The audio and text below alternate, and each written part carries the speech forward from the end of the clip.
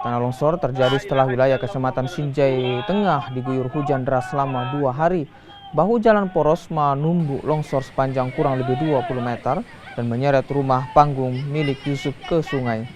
Dalam kejadian ini, Yusuf bersama 6 anggota keluarganya selamat. Longsor susulan masih terjadi di lokasi kejadian dan polisi telah memasang garis polisi.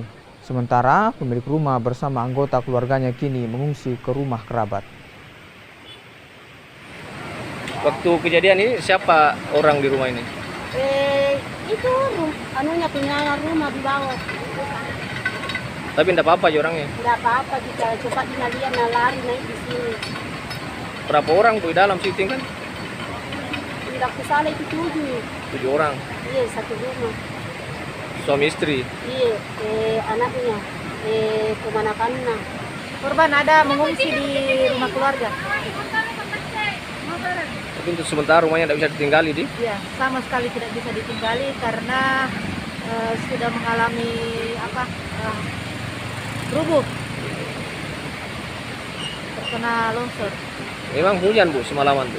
Ya, hujan terjadi semalaman dan sampai sekarang pun cuaca sepertinya masih akan terjadi hujan.